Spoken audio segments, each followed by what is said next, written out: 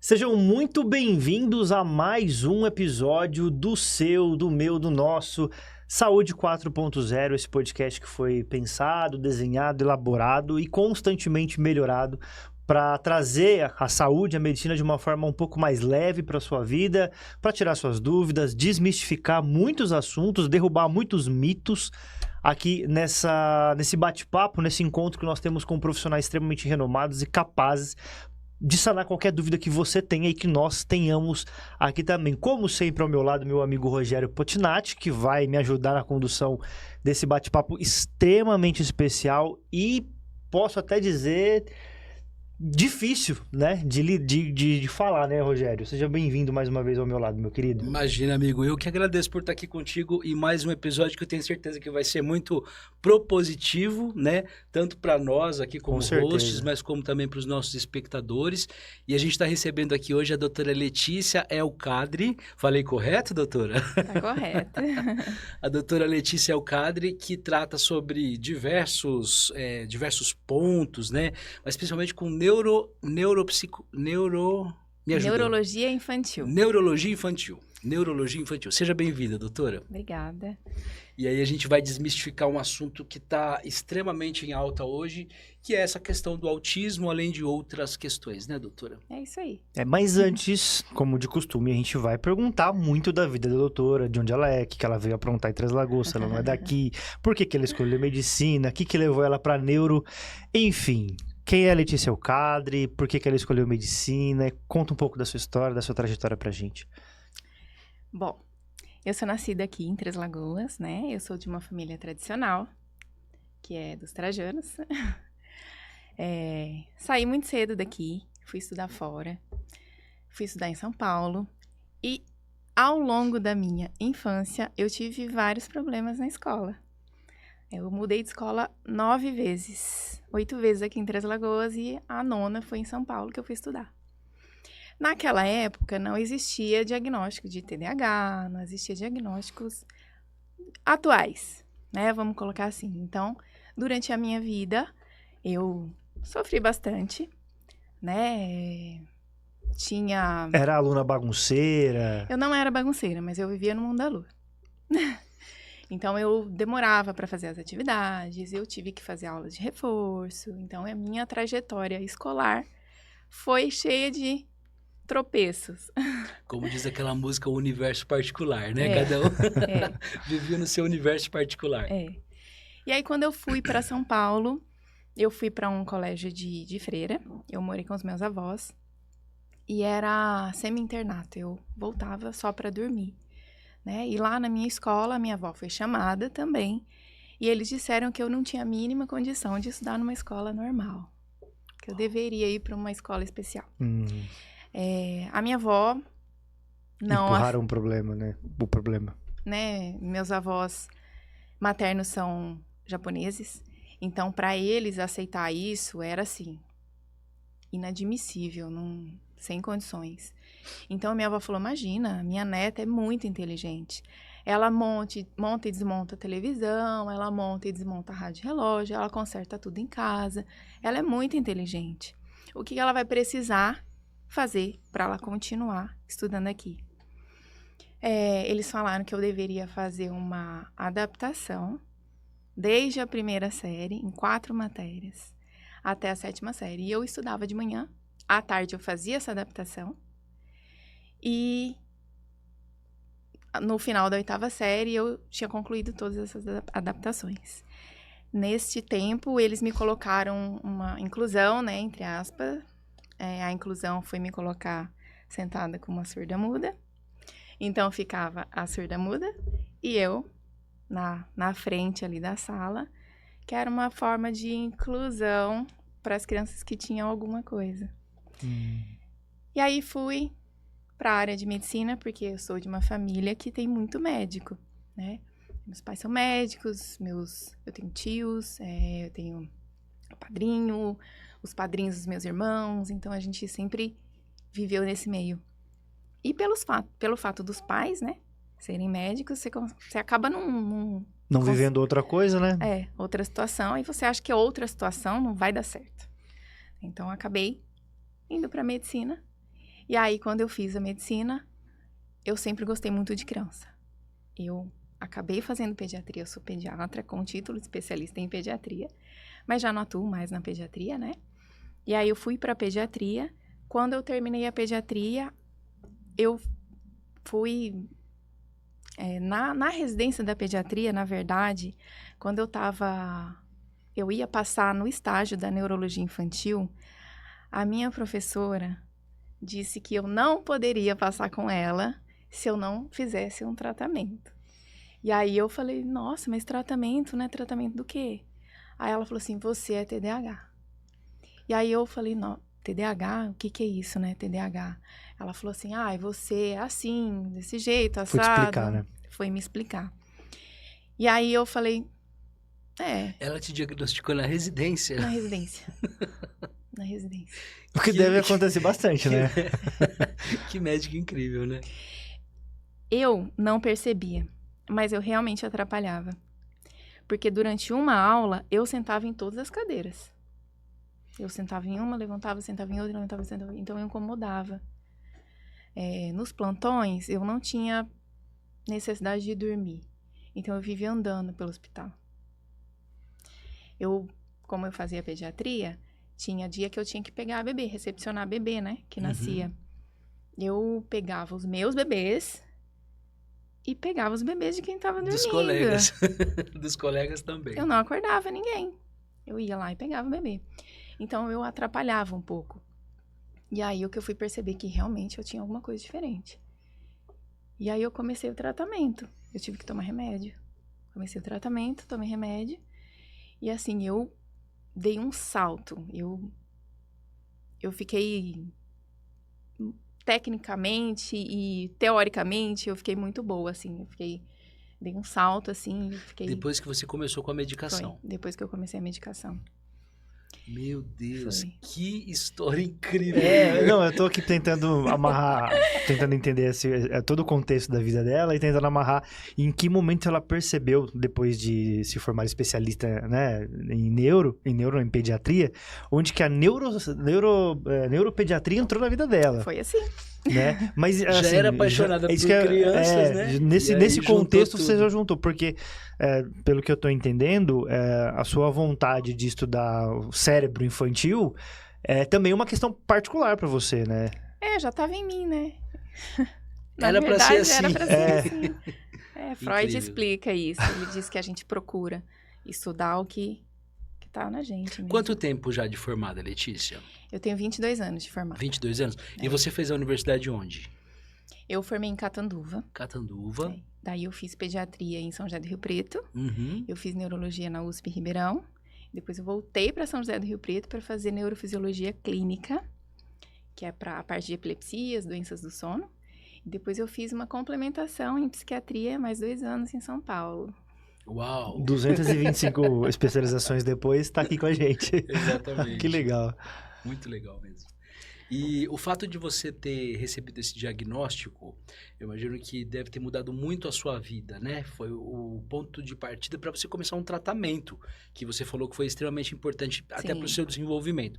Eu acho que daí a gente tem um bom ponto de partida para o nosso bate-papo, né?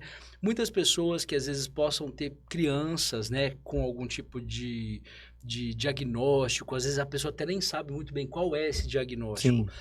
Fica aí, então, uma dica de ouro, eu acho, desse bate-papo. A primeira coisa é procurar realmente uma ajuda, né, Letícia? Com certeza. Para conseguir compreender primeiro o que está acontecendo com aquela criança e depois entender que tudo hoje em dia tem tratamento, né? E que a gente precisa procurar o tratamento adequado também. Porque muitas vezes a mãe, o pai, enfim, o responsável, ele acaba autodiagnosticando de uma maneira completamente equivocada, e isso traz até mais problemas do que soluções, né? Queria que você falasse um pouquinho da importância disso, Letícia, para a gente também já começar conscientizando as pessoas. Realmente é muito difícil você olhar para o seu filho e procurar ajuda, olhar para ele e dizer ele tem alguma coisa, né? Isso é muito doloroso para a família também. Então, o primeiro passo é você reconhecer de que existe alguma coisa que esteja atrapalhando o desenvolvimento, que esteja atrapalhando do seu filho crescer como as outras pessoas e que você pode ajudar. Né? Não é só você reconhecer e você tapar os olhos. Você precisa reconhecer e você buscar ajuda. Porque eu acho que é pior você olhar e deixar aquilo passar por medo de saber o que é. Né? Para tudo, existe ou um tratamento ou um suporte. Então, se não tiver um remédio, vai ter um suporte. Né? Existe uma frase que a gente, na nossa área, assim, a gente usa bastante, é que a gente fala que o diagnóstico não é destino. Então, a partir de um diagnóstico, o médico vai traçar o seu tratamento. Outra coisa importante. A gente, às vezes, fica ouvindo, né? Ai, procura o fulano de tal, procura não sei quem, seu filho tem alguma coisa. A gente não pode sair procurando quem a gente quer. Na cabeça do povo, né? A gente procura sempre o mais fácil. Não, a gente tem que procurar quem mais sabe daquilo. A gente não pode ficar pulando de lugar em lugar, porque cada um vai dizer uma coisa e só quem vai te dar o caminho que você deve seguir é um especialista. Então, qualquer diagnóstico, por exemplo, do autismo. Quem dá o diagnóstico do autismo? Qualquer pessoa que consiga falar, olha, o seu filho tem isso, mas você vai fazer isso, você vai fazer aquilo, você vai nesse lugar, você vai tomar esse remédio, você vai, sabe? Porque daí, esse momento do diagnóstico, que é um momento muito importante, acaba colocando a família num lugar que ela vai conseguir fazer o tratamento. Porque dá senão... suporte, né? Porque se você joga, seu filho tem isso, tchau. É simples, né? Essa família sai do lugar, sai do seu consultório, ela vai chorar, ela não vai acreditar, ela não vai buscar ajuda, ela não vai buscar suporte, ela não vai buscar nada. Vai ficar mais perdida do que quando ela chegou, vai ficar né? perdida e ela vai se esconder. Sim, exatamente. Porque vai ter medo do preconceito, Vai do ter medo, julgamento, vai dos ter medo olhares. de tudo. Das dificuldades, Das dificuldades, que virão, exatamente. Né? Que com Vai ter certeza medo, vem. porque ela foi jogada num buraco totalmente desconhecido. Então, ela vai ter medo e ela vai se esconder. E aí, depois de uns 2 anos, mais ou menos, ela percebe que ela precisa buscar ajuda. E daí foram 2 anos. Doutora, você é neuropediatra, né? Então, você atende crianças a partir de que idade, assim? Quantos anos? Desde o nascimento. Desde o nascimento. É. E em que momento que os pais ou os responsáveis, né? A gente está usando pais aqui porque é o mais comum, mas a pessoa que cuida de uma criança, quando que dá para perceber que realmente a criança possa ter algum tipo de diagnóstico? No desenvolvimento. A partir dos 3, 4 anos de idade, assim? Não, bem Bem antes. Bem antes. Na amamentação, a mãe já consegue perceber alguma diferença. No tônus da criança, às vezes é uma criança mais molinha, né? Às vezes uma criança que chora demais, chora de menos. Eu coloco ele ali, ele fica. Isso não é normal, né? Então, assim, desde o nascimento, se você percebe que aquela criança, ela tem um comportamento diferente, ela é muito quieta, ela chora demais, ela não mama, ela vomita, ela, né? Comecei a dieta, ela tem isso, ela tem aquilo, tudo isso é um sinal de alerta. E aí, a partir dessa idade, então, vamos supor aí de alguns meses até o primeiro ano de vida, 2 anos, já é possível a gente começar, então, algum tipo de tratamento, de acompanhamento? Já é possível. Porque, não, assim, a gente não vai conseguir dar um diagnóstico, dependendo da patologia, né, da condição, a gente não vai conseguir dar um diagnóstico de imediato, aquele de meses. Mas a gente consegue já pensar em algumas condições e já começar a dar o suporte, né, a orientar, né, como é que deve ser feito. A gente já consegue fazer uma orientação boa, assim. É importante, aí é uma dúvida que eu tenho, que é a seguinte, a criança, percebe-se que a criança, ela é muito quietinha, ela fica, não esperneia, não chora, não necessariamente ela vai ser diagnosticada com alguma coisa. Às vezes pode ser questão do desenvolvimento dela mesmo, né? Sim. Mas é importante que já nesse momento as famílias, elas tenham em mente que é necessário procurar um profissional especialista. Por exemplo, eu tenho um filho de 6 meses, mas que é prematuro de 33 semanas. Então, a curva de desenvolvimento dele não é uma curva normal de um bebê termo, né, que fala? Sim, isso. Não é de um bebê termo. Então, o Noah, ele, apesar de ser um bebê extremamente durinho, né, de você olhar para ele pelo tamanho dele, é gordinho, você não fala que ele é um bebê prematuro. Mas você percebe que em algum momento você fala, olha, tem alguma coisa diferente. E não necessariamente é porque ele tenha TEA ou TDAH, é mais pela questão particular de cada criança, mas...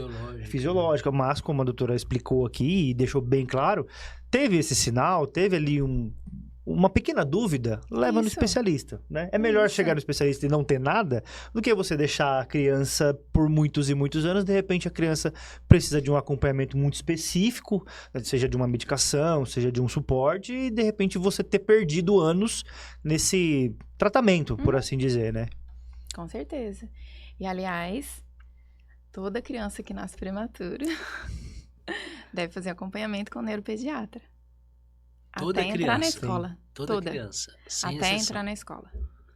Na fase de alfabetização. O cérebro não formou dentro Ele não amadureceu do útero, né? dentro do útero. Amadureceu fora. Precisa ter esse acompanhamento. Por exemplo, no caso do meu menino, né, do Noah, tudo nele é perfeito, mas tudo é prematuro. Né? Pulmão, cérebro, todos os órgãos dele, tudo é perfeito. Ele não está completamente formado, né? Exato.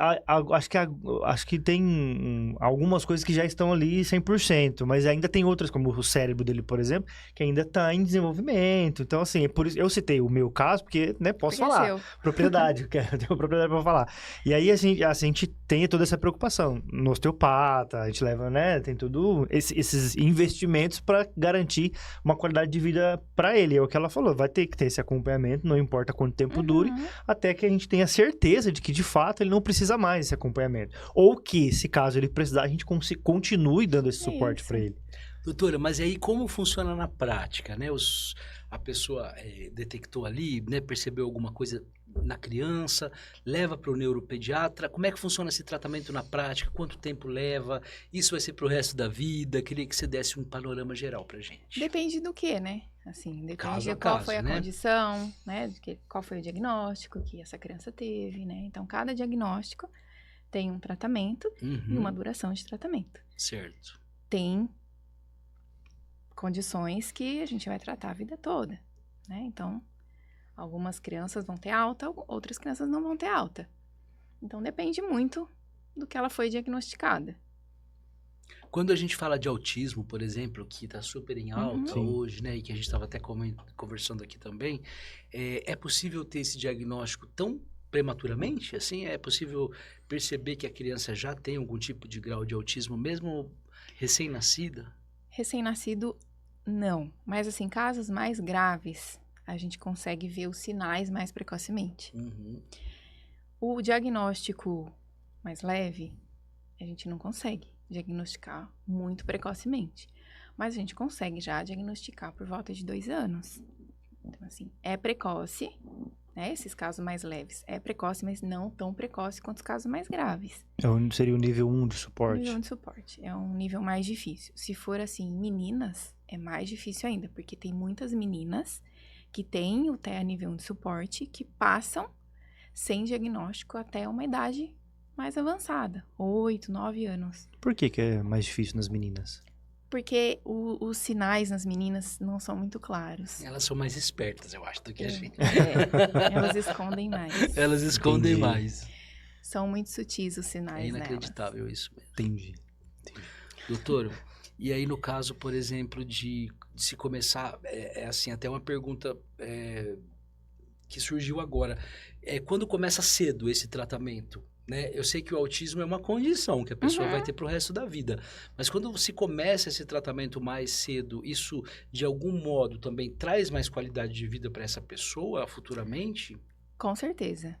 Ou é uma coisa que não tem como mexer? Não. Quanto mais precoce começa o tratamento, melhor é por causa da plasticidade neuronal, né? A plasticidade neuronal em crianças é espetacular. Então, quanto mais nova a criança é, mais ela vai conseguir mudar, né, o cérebro dela para se adequar ao ambiente que a gente vive. Sim. Existem as podas neuronais, que são épocas que a criança tem um salto do desenvolvimento. Então, essas podas são importantes, essas épocas são importantes. É difícil lidar com essa parte. É difícil lidar com essa parte. Porque tem esses desenvolvimentos são colocados em gavetas, né? Elas mudam de personalidade assim, cara. É impressionante, é impressionante. E existe um prazo para isso? De quanto em quanto tempo que acontece isso? Não existe. Uhum. Vai de criança para criança mesmo. Assim. Não. É que no começo tem uma poda inicial aos 2 anos, depois tem podas de menos tempo, né? Varia de criança para criança mesmo. Então, varia de idade para idade, vamos colocar assim, não de criança para criança. Entendi. De tempos em tempos, para todo mundo é igual, mas não segue um tempo de 2 em 2 anos, 4 em 4 anos, não segue um tempo assim, linear.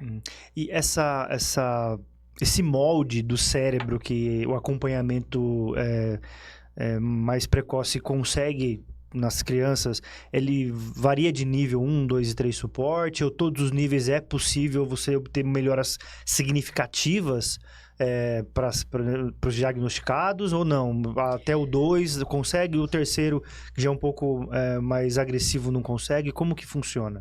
Não, para todos os níveis. Até o nível 3 de suporte, fazendo, né, as terapias, né, tendo o suporte adequado, ele pode ir para o nível 2. Ele pode... É regredir, que eu posso dizer assim? Ele pode ir para um nível 2, e aí se ele ficar largado, não fizer nada, ele pode voltar para o nível 3. E volta mais agressivo. E voltar a ficar com aquele comportamento, né, que é... Assim, não são todos que são agressivos. Tá? Não, quando eu falo assim, agressividade não é de agressividade... Né? Eu falo mais difícil de lidar com a questão, com a condição da criança, com o comportamento. São mais agitados, né? Isso. Eles compreendem menos, eles não falam. Então, é mais difícil de você conseguir educar, né? De você conseguir ensinar. Então, de ter um feedback ali, você fala. É mais difícil. Ótimo. Você citou, por exemplo, algumas terapias, né? Que são empregadas. Como que são essas terapias, doutora? Para a gente entender, né? Que tipo de terapias que podem ser empregadas, então, em crianças, geralmente, para existem vários tipos, né, de terapia. São métodos diferentes. Então, tem método ABA, método Denver, tem vários métodos. E aí, cada criança e para cada idade, existe um método mais adequado. Se uma criança, ela consegue falar, mas ela não compreende, vamos usar esse método. Se ela consegue...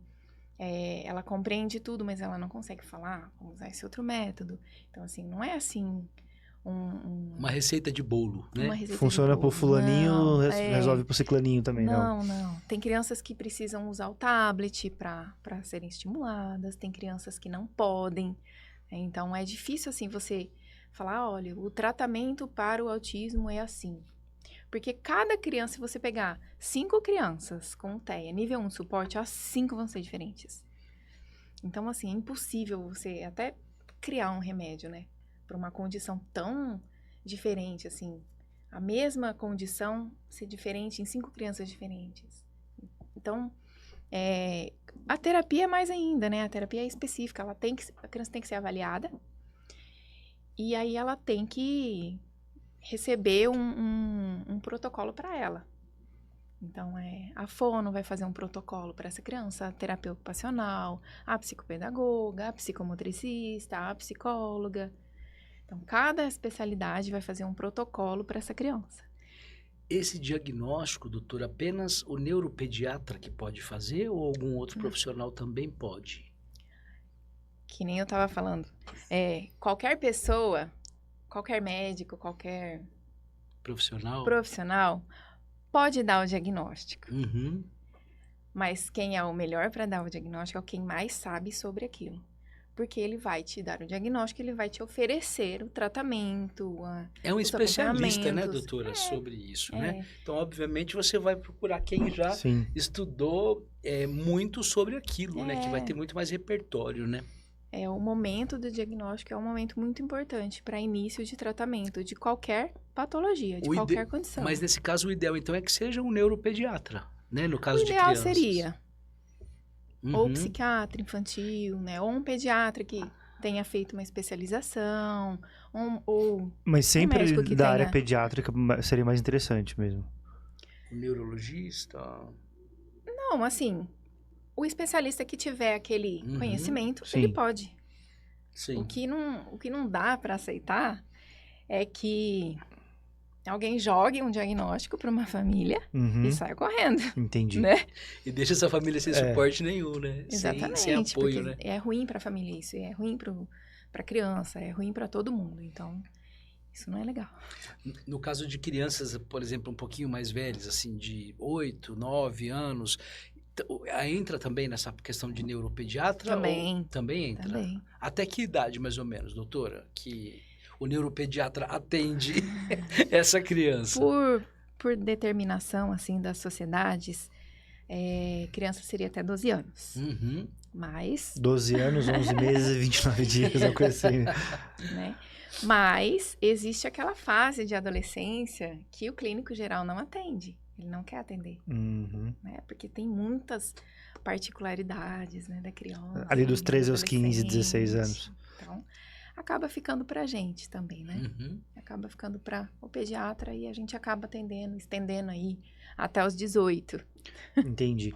Doutora, a gente falando bastante a respeito de diagnósticos, a gente percebe que nos últimos 5 anos, vamos colocar ali, né? Pouco depois da pandemia, talvez, um pouquinho antes, o número de diagnósticos de TEA e de TDAH, ele cresceu exponencialmente. Assim, é uma coisa que a gente não ouvia falar de um dia para o outro, pum, explodiu. TEA para cá, TDAH para lá, aí tem 200 mil pessoas, fala, eu tenho TDAH, influencer para todo quanto é lado, eu tenho TDAH. Por que a gente tem tantos diagnósticos hoje, é mais conhecimento da área, é um aumento de fato dos casos de crianças que estão nascendo com TEA ou com TDAH. Explica pra gente, porque assim, é um campo tão vasto, é uma condição ainda tão explorada no superficial, tão raso. Explorado. Eu não diria mal, mas mal assim... explicado. É raso o que a gente conhece, o que a medicina conhece a respeito da condição, que a gente fica com tanta dúvida que qualquer diagnóstico de internet, do Google ou do ChatGPT que a gente joga lá pra criança, né? A gente já fica achando que aquela criança tem TDAH ou aquela criança tem o TEA. E às vezes a criança é uma criança, sei lá, normal, digamos assim, né? Não sei se eu posso usar esse termo, se eu não posso.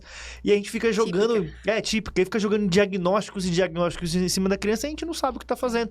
Não procura o profissional, não procura o especialista. Conta pra gente, como que a gente tem tantos diagnósticos hoje? Muita coisa eu falei, né? Bom, com relação ao TEA, né, ao transtorno do espectro do autismo, aumentou mesmo. Aumentou por várias condições, né?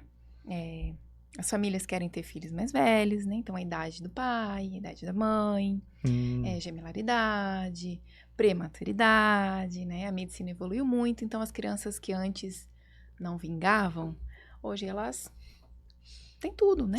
Para dar certo. Então, ambiental, as coisas que a gente come, os remédios que a gente toma, né? Os remédios que a gente deixa de tomar, né? Para fazer algum tratamento. Né? Então, assim, essas condições contribuíram para o aumento. Uma outra situação que contribuiu também para o aumento é o diagnóstico em si, porque as famílias têm mais conhecimento, então elas levam mais para um médico, para um especialista, para dar o diagnóstico, né? Então, as famílias estão procurando mais. As escolas estão indicando mais também. E o diagnóstico em si, que antigamente tinha que preencher X critérios. Hoje em dia, já é um leque mais aberto. Então, ela tem isso, tem aquilo, tem outro aquilo. Então, ela está dentro do transtorno do espectro do autismo. Então, realmente, abriu, né, um leque para diagnóstico. Então, cabe mais criança ali, né? Cabe mais diagnóstico ali. E tem essas outras situações. Agora, dos transtornos comportamentais em geral. TDAH, transtorno opositor desafiador, né? Transtorno de ansiedade. Isso tudo... Ela falou 2 ali que eu nunca ouvi falar. Isso tudo aumentou também.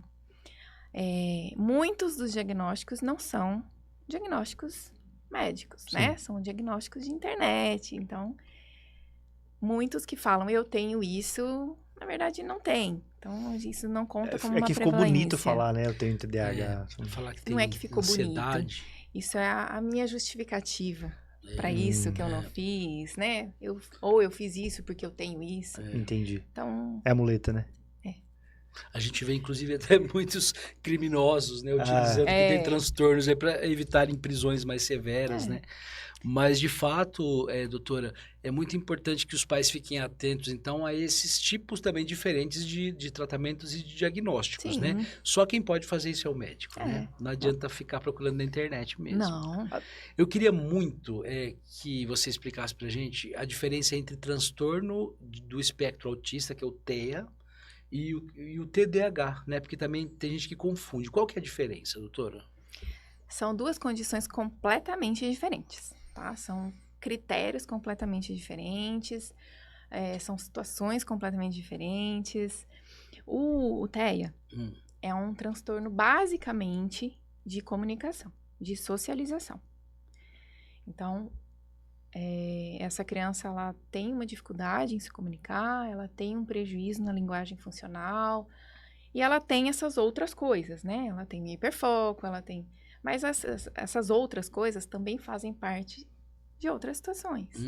Como o TDAH pode ter um hiperfoco também. O TDAH é um transtorno do impulso. Ele é um transtorno de hiperatividade, impulsividade e do déficit de atenção. Né? Pode ser misto, ou pode ser predomínio déficit de atenção e predomínio hiperatividade e impulsividade. Então, é um transtorno do impulso. A criança, ela é impulsiva, ela não pensa para fazer aquilo, geralmente uma criança estabanada, cai, se machuca bastante, é muito desatenta, né? Vive no mundo da lua. E essa criança... ela também consegue ficar afastada de outras crianças porque ela é uma criança cansativa. É uma criança É difícil conviver, né? Não é que ela tem dificuldade de conviver, são os outros que não conseguem conviver com ela. Então, também ela tem uma certa exclusão. Porque são crianças que cansam, né? Não são tranquilas, então elas cansam. Estão mais agitadas, né? São condições completamente diferentes. Completamente. Mas uma criança com TEA, ela pode ter uma comorbidade, o TDAH. Então, uma criança tem um diagnóstico de TEA, mas ela pode ter como comorbidade um transtorno de hiperatividade e déficit de atenção, um transtorno opositor desafiador, um transtorno de ansiedade, ela pode ter outros transtornos também como comorbidades. Esse transtorno opositor desafiador não sai da minha mente agora.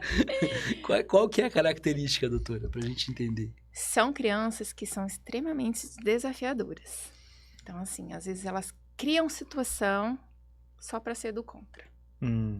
São crianças que fazem muita birra em excesso, assim, não é aquela birra aceitável, uma birra em excesso, são opositoras, tudo é não. Não é aquela criança que, não quero escovar o dente, não quero tomar banho. É uma criança que vai além disso. Além disso. Ela desafia mesmo Ela desafia, elas são disruptivas, elas são...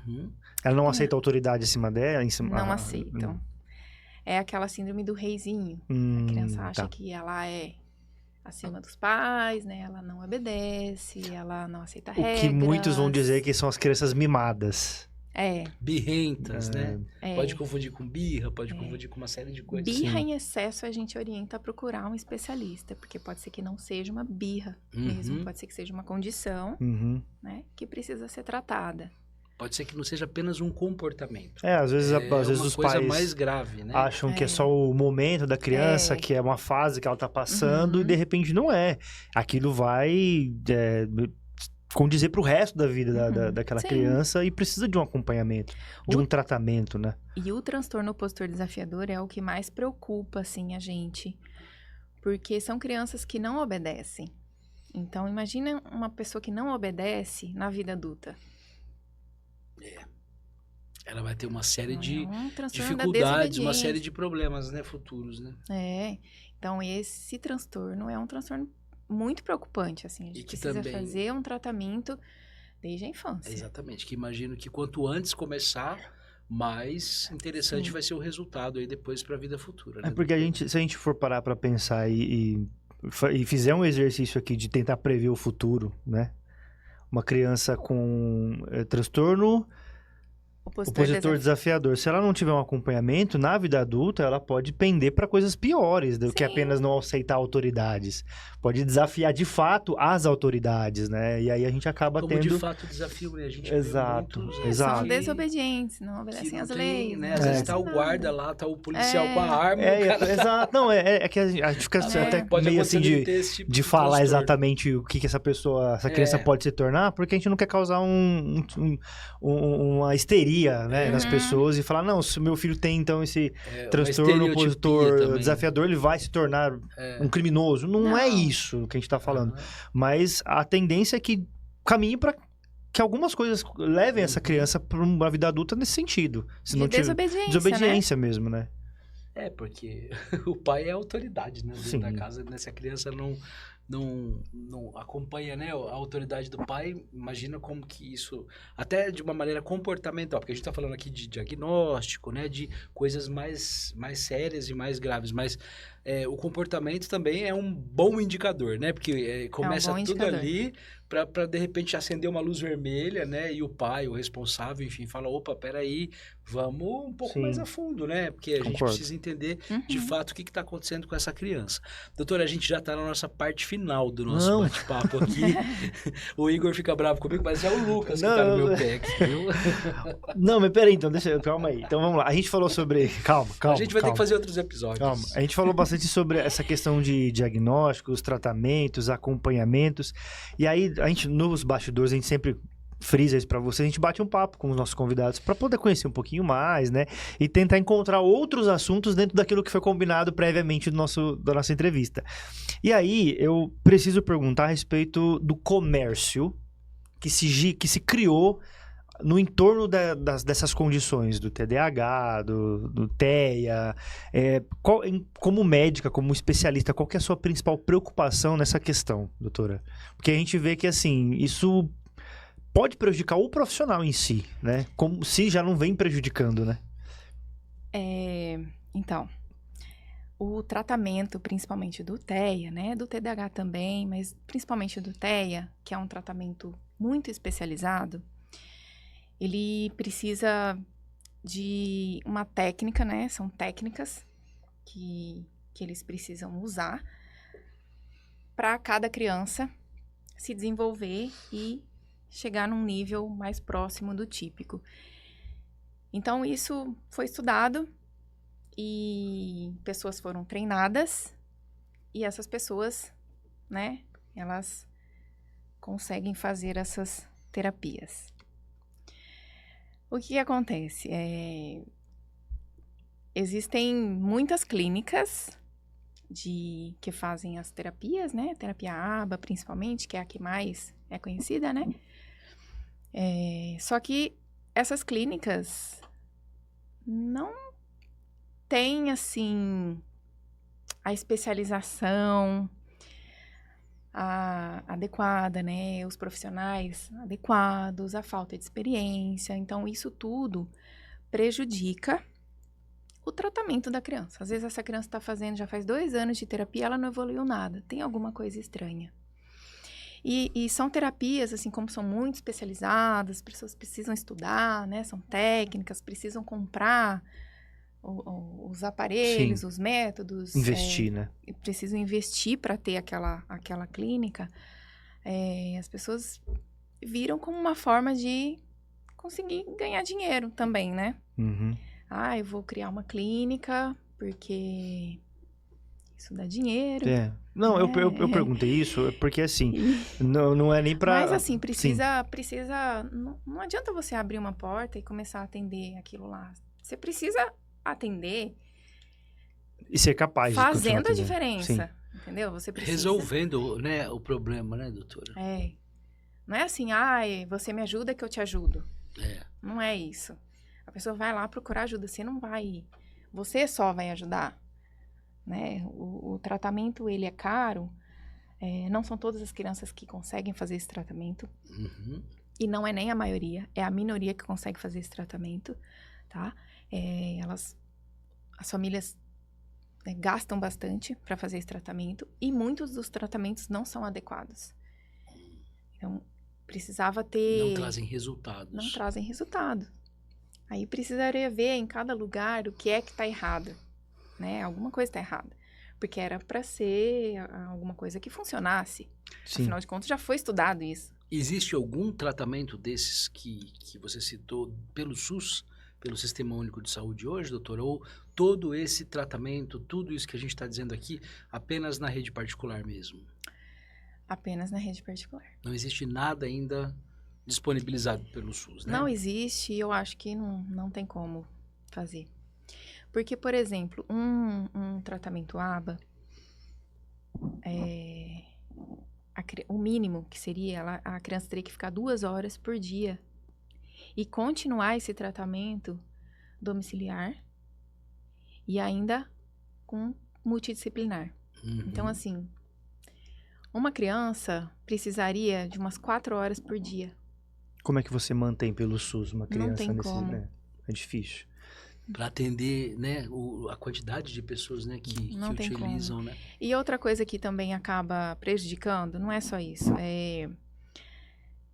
Claro que você tem um filho que tem um diagnóstico, você quer o melhor tratamento, mas às vezes você tem um filho que tem um diagnóstico que é um nível mais leve, você quer o tratamento do nível mais grave, e aí você acaba pegando o tratamento de um nível mais grave, achando que vai ser melhor, porque ele tem mais horas, tem mais coisas a serem feitas, e você acaba tirando o tratamento desse nível mais grave de uma criança que é um nível mais grave, e o do seu, que é um nível mais leve, não funciona para o nível mais grave. Então, você acaba também desestruturando o que a gente tem a oferecer. Porque a gente tem um serviço muito bom, viu, para oferecer ali no SUS. A gente tem. Só que tem que ser colocado, assim, nas gavetas corretas. Senão o armário não vai dar certo. Certo. Entendeu? Assim, por exemplo, lá na Clínica da Criança, a gente consegue fazer um atendimento de nível 1 de suporte.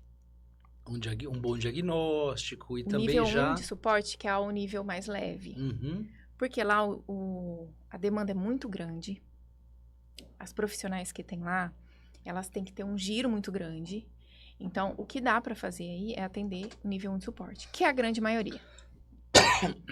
O nível 2 de suporte já seria um nível para ser tratado no SER, né? Que tem ali um suporte maior, eles conseguem fazer ali algo multidisciplinar, realmente integrado. Então, seria o SER. E um nível 3 de suporte, que é um nível mais grave, aí já seria um pouco mais específico, né? Talvez um trabalho na PAI, alguma coisa do tipo. Então, para cada situação, tem um lugar que a gente consegue, né, colocar.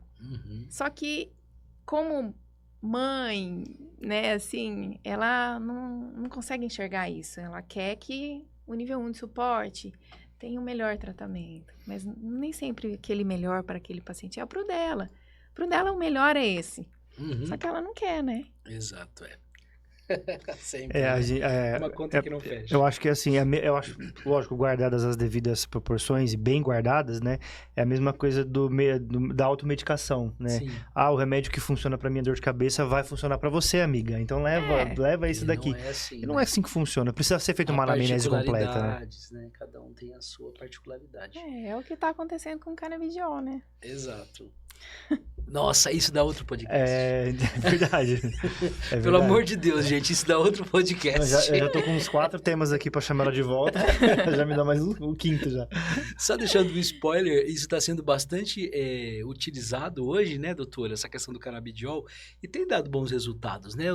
Pelo menos o que a gente vê, ouve falar, o que é ela já fez uma né? carinha ali, o que é divulgado ou não. Como é que tá isso, assim? Se é bem indicado, ele funciona. Uhum. Agora ele precisa ser bem indicado. Tem que ser bem indicado, não é né? assim, viu? Vai dar certo para todo mundo, não é assim que funciona. Não é. Ou seja, o especialista precisa ser consultado. Não vai lá achando... Exatamente. A sua vizinha não vai falar pra você que vai funcionar e você vai tomar o medicamento. Para cada pessoa, né? Para cada paciente vai ser um trabalho diferenciado. Sim. Doutora, muito obrigado pela sua participação aqui com a gente. Foi maravilhoso. Eu tenho certeza que esse bate-papo vai, assim, impactar positivamente a vida de muitas pessoas. Porque as minhas dúvidas, principalmente, eu acredito que as do Igor também, nós conseguimos tirar aqui num bate-papo curto, né? Eu vou tirar o relógio do Lucas da próxima vez. Desde já, a gente já... agradece muito mesmo pelo seu trabalho. Foi demais. A gente quer, inclusive, parabenizar realmente, né, pelo trabalho que você faz aqui em Três Lagoas de uma maneira tão brilhante. E claro, né, já ficar um convite para um próximo bate-papo, porque tem outros temas que a gente não tratou e que também são extremamente importantes. Então, seja sempre bem-vindo aqui ao Saúde 4.0, viu? Obrigada, eu que agradeço. Não, foi demais mesmo. A gente estava conversando aqui antes de iniciar o podcast em si, né? E depois que ela começou a contar um pouco da trajetória dela, a gente começar a entender todo o caminho, né, que ela galgou até chegar hoje, e aí ela falar com tanta propriedade de todos esses assuntos, e ainda lançar mais um monte aqui, né? A gente deixar não várias provocações, né? E a gente não conseguir falar a respeito de todos os temas interessantíssimos, né, que a gente jogou aqui em cima da mesa e não, né, enfim. Eu sou muito grato pela sua presença, assim, pela sua participação. Eu nem espero, eu quero que você volte mais vezes, porque a gente vai, sim, destrinchar outros temas, né, e tirar dúvidas das pessoas, as nossas dúvidas, enfim. Muito legal. Obrigado, viu, doutora? Obrigado mesmo. A gente só não pode mesmo concluir antes de perguntar como é que faz para procurá-la, né? Você tem uma clínica, como é que as pessoas te encontram aqui em Três Lagoas, doutora? Já deixa a rede social, tudo aí. Pode ficar à vontade. Eu atendo na clínica Sermed, né, na minha clínica particular, que fica do lado do Hospital Cacemes, e eu atendo na clínica da criança também pelo SUS. Precisa pegar o encaminhamento com o pediatra e ele encaminha para a clínica da criança. Muito bom. Rede social? Eu tenho uma rede social, neuropediatra _ doutora _ Letícia. A gente vai colocar aqui embaixo para vocês, aqui, ó, o arroba dela. Para facilitar. Isso. Neuropediatra _ doutora _ Letícia. Tem bastante underline, mas a gente coloca lá certinho para vocês, tá bom? Obrigado, doutora, Obrigada. mais uma vez, viu, pela sua presença. Obrigada a Parabéns vocês. pelo seu trabalho. Obrigada. Parabéns pela sua coragem. É uma história de inspiração pra gente, porque você foi muito vitoriosa, né? Confesso que me emocionei no início do nosso bate-papo, porque a gente se vê, né, em muitas situações dessas, muitos conhecidos, e até a gente mesmo que passa, às vezes, por alguma dificuldade. Imagino que a gente deve ter mais ou menos a mesma idade. Então, na época em que a gente estudou, era tudo muito diferente, né? Era. E aí é muito... Você vê como que, de repente, ela transformou... Você ressignificou, né? O que poderia ser um trauma numa... qualidade, um combustível para você chegar onde chegou, assim, de uma maneira brilhante. Parabéns mesmo. Obrigada. É isso aí. Você que estava com a gente aqui, que ficou com a gente nesse bate-papo, muitíssimo obrigado. A gente tá aí entregando para vocês um episódio fora da curva, um dos melhores episódios que a gente já fez aqui, um dos melhores bate-papos que eu, particularmente, nesses 17 anos de profissão como jornalista, já tive nesse ponto de saúde especificamente. Então, obrigado para você que participou com a gente. E lembrando, nós estamos aqui com o pessoal do JL Podcast, no Grupo Difusora. Então, se você tem alguma sugestão, manda pra gente lá que a gente vai ficar super feliz de atender vocês, tá certo? Muitíssimo obrigado e até a próxima.